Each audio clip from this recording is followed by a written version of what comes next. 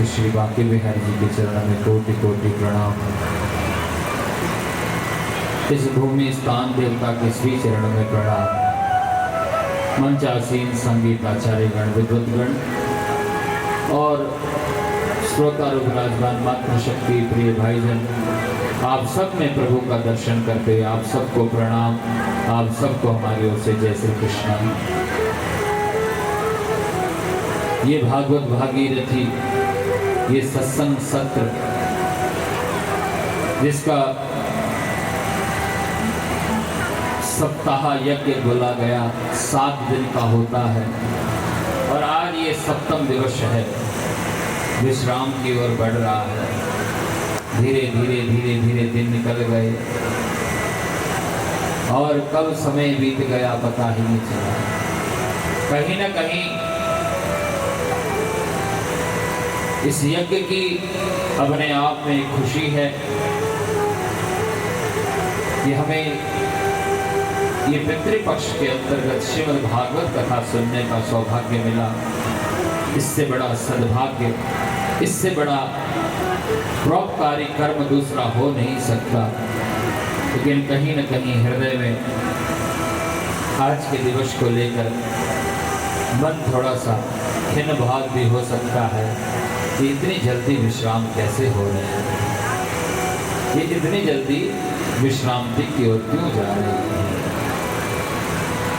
लेकिन एक बात यही है कि जिसका प्रारंभ होगा उसका अंत होगा, जिसका प्रारंभ होता है उसका अंत होता है, वह विश्राम होता है। जिसका प्रारंभ होगा उसका अंतत्व होगा। और कथा के भाव में कहा जाए तो कथा कभी पूरी नहीं होती और कथा कभी खत्म नहीं होती, कथा सिर्फ विश्राम देती है।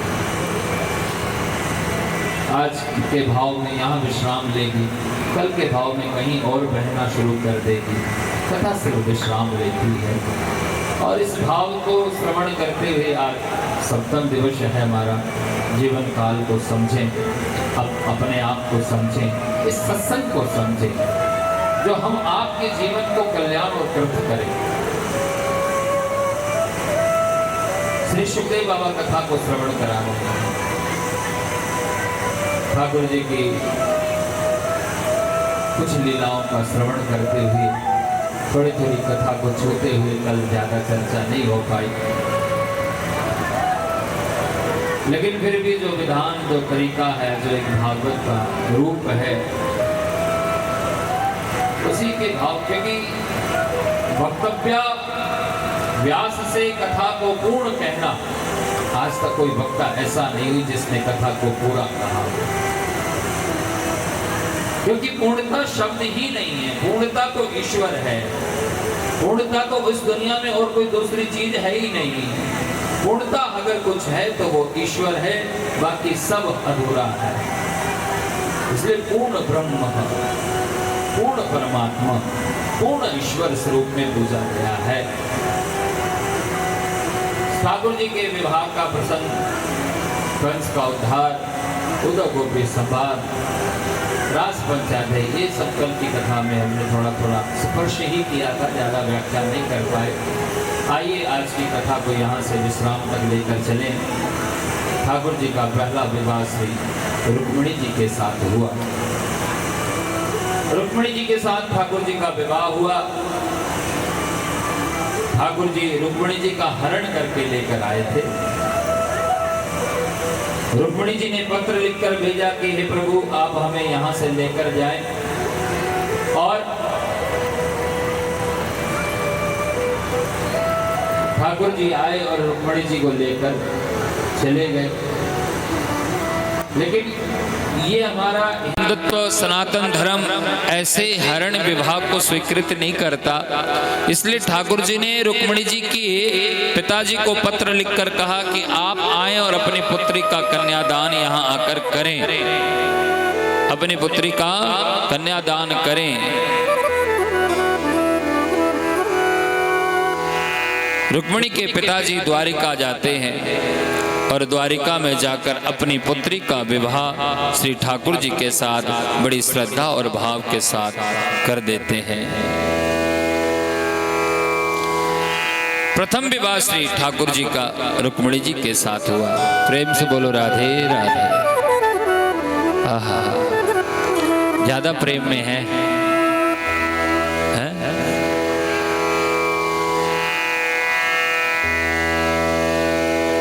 सोच रहे होंगे चलो अच्छा हुआ महाराज जी अब 7 दिन से परेशान कर रहे थे कि अब तो विश्राम हो जाएगी, अब ठीक है कि 2-4 दिन और बढ़ा दें कथा हैं? कौन कौन तैयार है कि कथा बढ़ा दे? अच्छा, सारे ही तैयार हैं। धन्यवाद है, ये सब प्रेम है, लेकिन नियम है सप्ताह यज्ञ न कलो पुनन्तिते, भागवत 7 दिन की है। कोई बात नहीं, आगे प्रयास करेंगे। अब की बार 7 दिन की, अगली बार 9 दिन की कर देंगे। बोलो राधे, है ना नरेश जी? अगली बार 9 दिन की कर देंगे कथा। हाँ, बोलो जय सिया राम। लेकिन वही है कि क्या 9 दिन बाद मन भर जाएगा? 9 दिन के बाद क्या मन की तृप्ति हो जाए? आप यहीं से समझिए कि ये 7 दिन के अंदर 3-4 घंटे जो भी होते हैं, हरि की चर्चा होती है, कितना आनंद आता है, मन को कितना सुकून मिलता है। और आप विचार करना, यहाँ से बाहर जाते ही वो सारे टेंशन घूमने देती है नहीं, ये वहाँ से आप जैसे चप्पल पहनकर जाने लगते हैं ना, दिमाग में वो सारी टेंशनें घूमने लग जाती हैं। और जैसे इस पंडाल में ठाकुर जी के सानिध्य में भागवत जी को समर्पण होकर बैठते हो ना, तो सब भूल जाते हो आप। ऐसा होता है कि नहीं? क्योंकि यहाँ भागवत, मैंने कहा कि ये कोई किताब नहीं है प्यारे, ध्यान देना, ये पुस्तक नहीं है। भागवत को ग्रंथ का नाम जरूर दिया गया, पुराण का नाम जरूर दिया गया, लेकिन सत्यता यही कही गई कि भागवत ना किताब है, ना भागवत ना पुराण है। भागवत तो साक्षात ठाकुर जी का शब्दमय स्वरूप है, जिसका हम सब श्रवणम और दर्शन करते हैं। तेने प्रत्यक्षे वर्तते हरि, प्रत्यक्ष रूप में ठाकुर जी विद्यमान है, ये प्रत्यक्ष रूप में। ये भाग्य है हमारे सनातन का कि हमको आज यहाँ कथा मिल रही है, कल और मिलेगी, कल कहीं और हो रही है, कोई और वक्ता कर रहा है, कोई और वक्ता कर रहा है। लेकिन इससे बड़ी बात यह है कि आपका ना जाने कौन सा प्रारब्ध का पुण्य जागा है जो आपको ये बार बार कथा सुनने को मिलती है। नहीं तो ऐसा इसी भारत के अंदर ऐसे लोग हैं जो भागवत को जानते तक नहीं है। हम लोग कई जगह जाते दूर दूर में कथा करने के लिए, तो कहते महाराज हमने पहली बार सुनी, हमें तो पहली बार पता चला ये कथा। बड़े भाग्य से मिलता है, बड़े सद्भाग्य से कथा का श्रवण होता है। ये तो मुकद्दर की बात है कि आपको हमको सुनने का, कहने का मौका मिल जाता है। नहीं तो ऐसे ऐसे परिवार हमने देखे कि जो कथा का आयोजन कराना चाहते हैं, धन संपदा से लबालब भरे हुए हैं, लेकिन कथा नहीं करवा पा रहे। क्योंकि ये साधन तो लगता है, साधन तो चाहिए, लेकिन साधन होने से भी कथा हो जाए ये संभव नहीं है। क्योंकि ये कथा जब भी सुन सकता है या जब भी हो सकती है कि जब प्रभु की कृपा होती है। तो आप हम भाग्यवान है कि इन 7 दिनों पर तो निश्चित भगवान की हम सब पर कृपा हुई है, जिसका हम आनंद ले रहे हैं। निश्चित ही कृपा हुई है।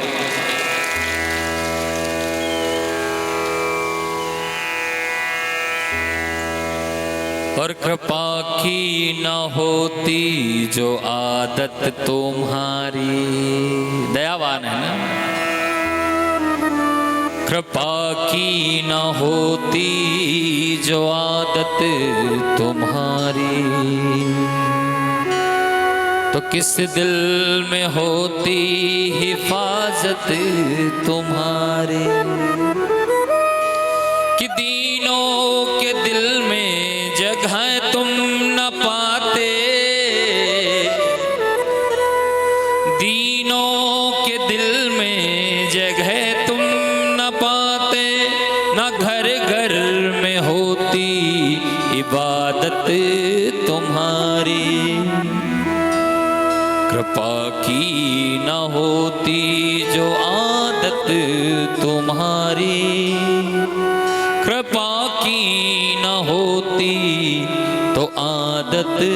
ये तो प्रभु की कृपा ही समझना कि हमें ये 7 दिन उसकी शरणागति रहने का, सुनने का मौका मिला। नहीं तो सच में जान लेना, आपकी तो कह नहीं सकता, अपनी जरूर बता सकता हूं कि हम इस काबिल नहीं हैं कि इस शरणागति होकर इसको पालें।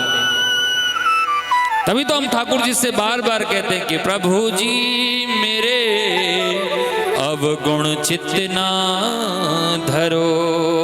हे प्यारे, मेरे अवगुणों को अगर देखने लग जाओगे ना तो मेरा तो नंबर कभी आएगा नहीं। कि प्रभु जी मोरे अवगुण, मेरे अवगुण को अपने चित्त में मत लगा लेना। अवगुण चित्त ना धरो। और प्रभु की खासियत, प्रभु की खासियत क्या है? प्रभु की खासियत यही है कि प्रभु न जाने कौन से गुण पे, कि न जाने कौन से गुण पे दया निधि रीझ जाते हैं। न जाने कौन से गुण पे। हकीकत ये देखना कि अपने जीवन में अगर कहीं भगवान हमारे अवगुण देखने लग जाएं तो क्या हमारा नंबर आ पाएगा? क्या भगवान हमें मिल पाएंगे? या भगवान से हमारी मुलाकात हो पाएगी? या भगवान की कृपा को पा पाएंगे? संभव नहीं है। ये तो न जाने कौन से गुण पे दया निधि रीझ जाते हैं। अच्छा जरा विचार करके देखो, आपने कथा सुनी, पूतना ने अपने जीवन काल में सिर्फ राक्षसी प्रवृत्ति जी, बच्चे मारे, खून पिया, राक्षसी रही, कोई अच्छा काम नहीं किया, कोई अच्छा गुण नहीं था, लेकिन मरते मरते एक छोटा सा काम क्या कर गई? वो भी कोई नियत अच्छी नहीं थी, वो भी कोई ये नहीं कि मैं चलो मर रही हूँ अच्छा काम कर जाऊं, ना ना ना, वो भी भगवान को मारने के लिए आई थी। लेकिन भगवान ने कहा भले ही मारने आई है लेकिन काम वो करेगी जो एक धात्री यानी माँ करती है। वह उसी गुण पर रीझ कर उसको मुक्ति दे देता है। इससे बड़ा दयालु फिर दुनिया में कोई दूसरा नहीं हो सकता प्यारे। इससे बड़ा दयालु और कहां मिलेगा? अहो बकीयम स्तन कालकूटम, जहर पिलाने आई लेकिन भगवान ने मुक्ति दे दी। तो ये हमारा सत्कर्म है। न जाने कौन से गुण पे, क्या पता हमारे इन्हीं 7 दिन में एक दिन अच्छा मन से, सच्चे मन से बैठकर एक घड़ी, आधी घड़ी भी अगर कहीं ना कहीं हृदय जुड़ा हो, क्या उसी पे ही हमारी मुक्ति हो सकती है प्यारे। वही एक घड़ी भी हम आपके जीवन के लिए कल्याण कर सकती है। वही एक घड़ी हम सबको मुक्त कर सकती है। इसलिए हमें आपको समझना चाहिए, हम आपको समझना चाहिए प्रभु की कृपा क्या होती है। प्रभु की कृपा क्या होती है? प्रेम से बोलो राधे राधे। कहीं ऐसा तो नहीं है, एक ऐसी कथा हो रही थी, बोलो राधे राधे। तो एक श्रीमती जी रोज कथा में जाती थी। श्रीमान जी ने कोई कहने लगी, अरे आप भी एक दिन जाओ ना कथा में, आप भी एक दिन कथा में चले जाओ, बड़ी सुंदर कथा हो रही, बहुत अच्छी कथा हो रही है। अच्छा, वो जाते नहीं थे कहीं, तो श्रीमती रोज जाकर कहते अरे चले जाओ ना कथा सुनने, बहुत अच्छी कथा हो रही, जाओ, बहुत सुंदर कथा हो रही है, जाओ। तो वो बहुत कहा, धर्मपत्नी जी ने तो कहा कि चलो, अच्छे व्यक्ति थे, समाज पूरा जानता था, तो आज वो चले गए। अब जैसे ही आते देखा तो जो लोग देखा, अरे भाई ये तो कभी आते नहीं कथा में, और इतने बड़े व्यक्ति आज कथा में चले आए। सब कहें, जितने जो आयोजक थे कहे आइए आइए आइए आइए। सब बोले भाई आज बड़े व्यक्ति आए हैं, तो सब कहें आइए आइए आइए आइए। अब उनको आओ भगत करा और बड़े आसन पर जैसे सोफे लगे उस पर कहा हाँ बैठिए बैठिए महाराज, बैठिए बैठिए, बैठाया और कथा शुरू हो गई। बोले आइए आइए महाराज, बैठिए बैठिए, कथा शुरू हो गई। कथा सुनते लगे और कथा सुनते सुनते क्या हो गए? सो गए। जैसे ही कथा में बैठे निद्रा देवी ने अपना प्रहार किया और सो गए। अब बड़ा व्यक्ति था, अब सो गए तो कोई जगाए भी नहीं। बोले भाई बड़े व्यक्ति हैं, अब कैसे जगा दे, सो रहे, चलो ठीक सोने तो कोई बात नहीं। सो रहे थे तो बोले कोई सोने तो कोई बात नहीं, सो रहे हैं तो सोने तो कोई बात नहीं। अब कोई और वैसे हो तो खड़ा हो जा कह देता। अब कोई बड़ा व्यक्ति अब सो गया तो उसको कैसे कहे खड़ा हो जा, ठीक है चलो कोई नहीं, सो रहा सोने दो। कथा पूरी हो गई, सब अपने अपने घर को चले गए, वो श्रीमान जी सोते रह गए। एक ही व्यक्ति बचा, कौन? बोले जिस सोफे में बैठे वो सोफे का लेनदार। बोले ये उठे तो लेके जाऊं। अब जैसे ही नींद खुली, अब नींद खुली तो कोई नहीं बैठा। बोले हो गई? कहता हाँ जी जाइए। बोले जाइए। घर गए, पत्नी ने पूछा कथा सुनी? बोले हाँ सुनी। कैसी थी? बहुत बढ़िया, बहुत बढ़िया थी। लेकिन मुझे एक बात समझ नहीं, कथा में तो 3 ही चीजें थी बस, ज्यादा कुछ तो कहा नहीं उन्होंने। बोले कौन सी 3 चीजें? बोले यही कह रहे थे आइए, बैठिए और जाइए। कथा में बाकी चीजें तो कुछ समझ में आई नहीं, 3 चीजें ही समझ में लगी कि आइए, बैठिए और जाइए।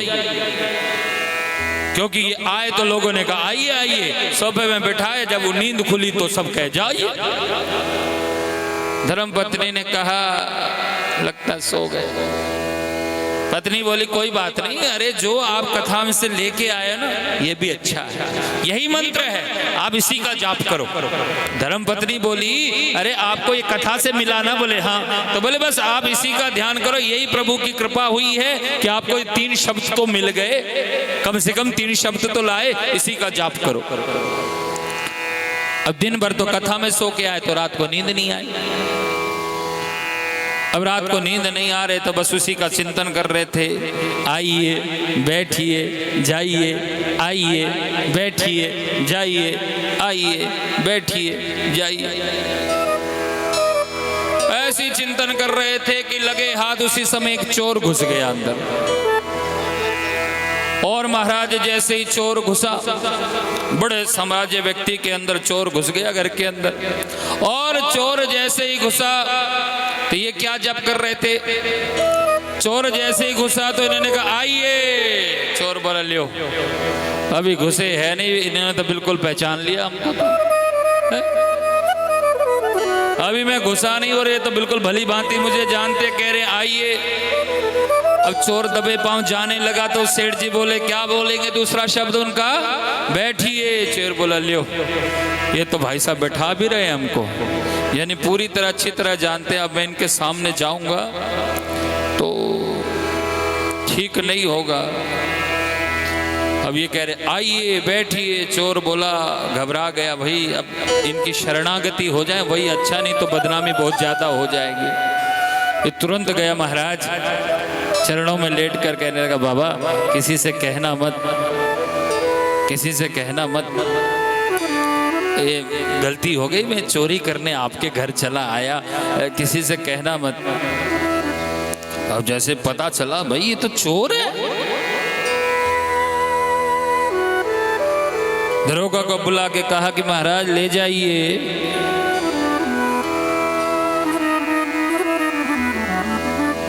पत्नी बोली महाराज, श्रीमान जी सोचे कि महाराज इतनी जल्दी मंत्र सिद्ध हो गया कि कथा में सुना और मैंने जपा और इसका परिणाम देखो कि चोर पकड़ा गया। ये मंत्र का प्रभाव देखिए। और ये हालांकि हो सकता है विनोद की बात हो, लेकिन जीवन में ध्यान रखना, जब 3-4 घंटे भागवत की शरणागति जो व्यक्ति हो जाता है और इस कथा के माध्यम से 1 मिनट की भी अगर वह उस भक्तित्व के रस को, प्रभु नाम को, राधा नाम को, कृष्ण नाम को, ईश्वरी नाम को अपने जीवन में धारण कर लेता है, वही आपके उस अंत समय में मुक्ति का कारण बनेगा और वह आपको मुक्ति दिला देगा, मोक्ष प्रदान कर देता है। यही भागवत का फल है, यही भागवत की अपनी एक महत्व है कि सप्ता यज्ञेन कलौ पुनन्ति मुक्ति ते, कि 7 दिन का यज्ञ उसको अवश्य अवश्य अवश्य ही मुक्ति प्रदान करता है, निश्चित ही मुक्ति प्रदान करता है प्यारे, ये मुक्ति देता है। इसलिए इसका हम आपको नित्य श्रवण करता रहना चाहिए। ठाकुर जी का पहला विवाह रुक्मिणी जी के साथ हुआ और पहले विवाह समय के साथ पुत्र हुआ। एक राक्षस ने उस भगवान श्री कृष्ण के पहले पुत्र को ले जाकर जो है समुद्र में फेंक दिया। समुद्र में बड़ी बड़ी मछलियां रहती थी, एक बहुत बड़ी मछली ने उसको निगल लिया और उस समय कुछ समय बाद संयोग बस वह मछली जाल में फंस गई, मछुआरों के हाथ लगी, मछली को ले जाकर अपने राजा को भेंट कर दी। उन्होंने कहा इतनी बड़ी मछली पहली बार देखी है, हम अपने राजा को भेंट करते हैं। वह मछली राजा को दे दी गई और जब वह मछली राजा के रसोई घर में गई, उसको काटा गया तो प्रभु कृपा देखिए कि मछली जल के बिना तो अपने प्राण त्याग चुकी थी, लेकिन उस उदर में वो बालक आज भी अभी भी जीवित निकल गया। कि जाको राखे साईं मार सके ना कोई, कि बाल बाका कर न सके चाहे जग बेरी हो। कोई इसको मार नहीं सकता। वहाँ रहने वाली उस रसोई में भोजन की सेवा करने वाली स्त्री ने उस बालक को पाल पोस कर बड़ा कर दिया। बालक बड़ा हो गया। नारद जी ने आकर कहा महाराज ये जो आप जिसको पाल रहे हो ये तुम्हारा पुत्र नहीं है। बोले फिर कौन है? ये तुम्हारे पति हैं। क्योंकि जो सेवा कर रही थी वो कौन थी? वह रति कामदेव की पत्नी। रामचरितमानस में दर्शन कराया कि जब शिवती सर नयन ओहारा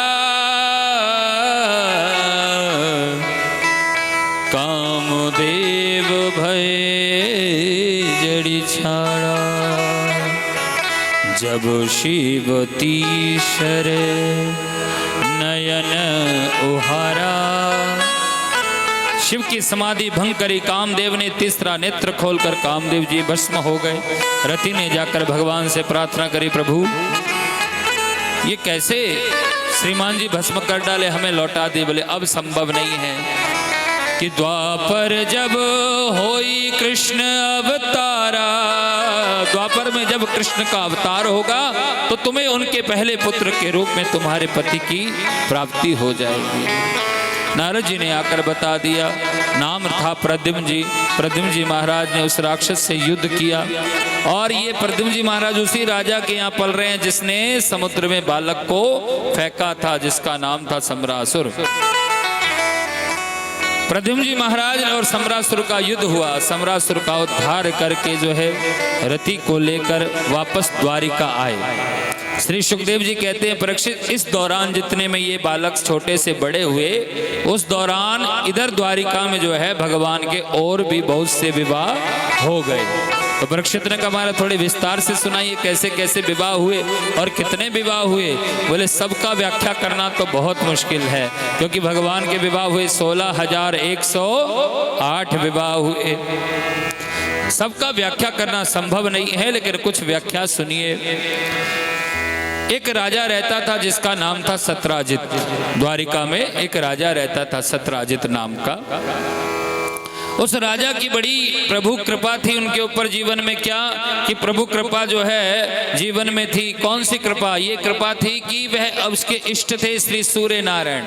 जीवन में ध्यान रखना, इष्ट एक होता है ना। इष्ट क्या होता है? एक। इष्ट एक और गुरु भी एक होता है।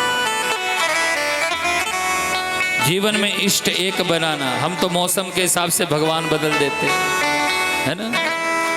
वंदन सभी का करो, प्रणाम सबको करो, नमन सबको करो, लेकिन धारणा और विश्वासता एक में हो। गोस्वामी तुलसीदास वृंदावन जाकर क्या कहते हैं? बिहार जी के दर्शन हुए, कहते हैं कि हे बांके बिहारी तेरी शरण में आया हूँ, ऐसी कृपा करना, ऐसी कृपा करना कि मेरा मन कभी सिया राम के चरणों से कभी इधर उधर जाए नहीं, निश्चितता रहे। अडिग होना चाहिए। इष्ट एक होता है, गुरु भी एक होता है। कोई व्यक्ति ऐसे जा रहा था पहाड़ी रास्ते, अचानक गिर गया, पैर सही से नहीं पड़ा, पैर स्लिप हो गया, गिर गया। और जैसे ही गिरा तो वह अपने आप को नीचे बचाने के लिए खाई में जाने लगा, हाथ पैर मारने लगा तो पेड़ की डंडा हाथ में पड़ गया, महाराज पेड़ में लटक गया। अब वो चिल्लाए, ए राम जी बचाओ, राम जी बचाओ, राम जी बचाओ, राम जी बचाओ, लेकिन राम जी आए नहीं। ये बोला भाई राम जी शायद कहीं और बिजी हैं, मैं हनुमान जी को बुला लो। हे पवन पुत्र, आप तो उड़ के आ सकते हो, आप तो जल्दी आ जाओ, उड़ के आ जाओ, आप ही बचा लो, ये भगत मरा जा रहा है, आप कृपा करो। बोला हनुमान जी भी नहीं आ रहे, तो तुरंत बोला, अब दो बार कहे हनुमान जी बचाओ, हनुमान जी बचाओ, नहीं आए इतने में। तो बोले हे शंकर जी आप ही आ जाओ, हैं आप ही कृपा कर दो। शंकर जी भी नहीं आए तो कहे हे अम्बे मात तू ही बचा ले, ये बच्चा चला जाएगा तेरा। बस इतना ही कहते कहते हाथ में जितना सहन शक्ति थी वो पकड़ता, उसके बाद हाथ नीचे, और जैसे ही नीचे गिरा सीधा ऊपर पहुंच गया। ऊपर गए भगवान जी, बोले आओ भगत जी। बोले जब भगवत जी आपसे तो बात ही करना बेकार है। बोले क्यों? अरे मैं वहां लटका पड़ा था, कष्ट में था, दुख तकलीफ में था, मैंने कहा कि हे राम जी आओ, आप आए नहीं, आपसे बात करना बेकार। अरे भाई मैं तो आ रहा था, फिर क्या हो गया? बोले मैं जैसे ही तेरे पास पहुंचा, तूने क्या कहा? बोले राम जी आओ, मैं तुरंत राम जी बनकर तेरे पास आई था, इतने में तू बोला हनुमान जी आओ, हनुमान जी आओ। अब तू हनुमान जी बुलाएगा, राम जी थोड़ी आ पाएंगे। और मैं भागा भागा आया, वो फिर पूछ लगाई, सब ये सामान तैयार किया, और मैं हनुमान बन के पहुंचा था, तभी बोला हे शंकर जी आ जाओ। अब भैया भेषभूष बदलने में थोड़ा टाइम तो लगता है ना, एक गेटअप बदलने में थोड़ा समय तो लगता है, इतनी जल्दी तो आ नहीं सकते ना, थोड़ा समय तो लगता है, विलंब तो हो ही जाता है। लेकिन बात यहाँ राम के आने की, कृष्ण के आने की नहीं है, बात है विश्वास की। क्योंकि विश्वासो फलदायक, जहाँ विश्वास होगा वहाँ फल की प्राप्ति होगी। अगर विश्वास ही नहीं है तो फल कहाँ से होगा? विश्वास करो, दृढ़ता करो, निष्ठा करो, निश्चित भगवत की प्राप्ति होती है। श्री सुखदेव बाबा कथा श्रवण कराते हैं। सत्राजित के इष्ट सूर्य नारायण ने मणि दी। सत्राजित मणि को पहनकर घूमता था। उस मणि का विशेषता कि जो 8 बार सोना देती थी, वह 8 बार सोना वह रोज देती, और 8 बार सोना, और जहां मणि रहती वहां रोग कष्ट बीमारी दूर हो जाती। एक दिन मणि को पहनकर द्वारिकाधीश के दर्शन करने के लिए गया। द्वारिकाधीश ने कहा, अरे राजन, हमने इस मणि के बारे में बहुत सुना है, अगर ये मणि आप हमें प्रदान करो तो इससे होने वाले धन को हम द्वारिका की सेवा में लगा देंगे। ये बोला महाराज मणि तो मैं आपको दे नहीं सकता। बोले कोई बात नहीं, आपकी वस्तु हमारी था मन, हमने मांग लिया, अब आप नहीं देना चाहते तो कोई बात नहीं, आपकी चीज है, मन करे दीजिए, ना करे ना दीजिए, मैं आपको दे नहीं सकता। भगवान ने कहा कोई बात नहीं। और श्री मणि को जो है नहीं दिया। एक दिन उसी सत्राजित का भाई जो है प्रसेन, उसके मन में आया कि मणि को एक दिन मैं पहन लेता हूँ, तो उसने मणि को पहना और शिकार खेलने के लिए चला गया। और जब शिकार खेलने के लिए गया, शिकार खेलने जब चला गया तो महाराज हुआ यूं कि कर रहा था सिंह का शिकार, दाव उल्टा पड़ा, सिंह ने इसका शिकार कर दिया। गोविंदाय नमो नमः। और सिंह जो है उस मणि को लेकर चला गया। आगे बढ़े, आगे एक रीछ ने सिंह पर प्रहार किया, सिंह पर प्रहार किया, और रीछ और सिंह का युद्ध हुआ, और उसमें जो है सिंह परास्त हो गया और रीछ मणि को लेकर चला गया। इधर धीरे धीरे धीरे धीरे बातों में जो है भगवान ठाकुर जी के कानों में बात पहुंच गई कि भाई सत्राजित ने कहा कि भाई मेरा भाई मारा गया, मणि चोरी हो गई, मुझे लगता है कहीं द्वारिकाधीश ने ही तो मेरी मणि को चुरा तो नहीं लिया, क्योंकि एक दिन वह मुझसे मांग रहे थे, भगवान को चोर बना दिया।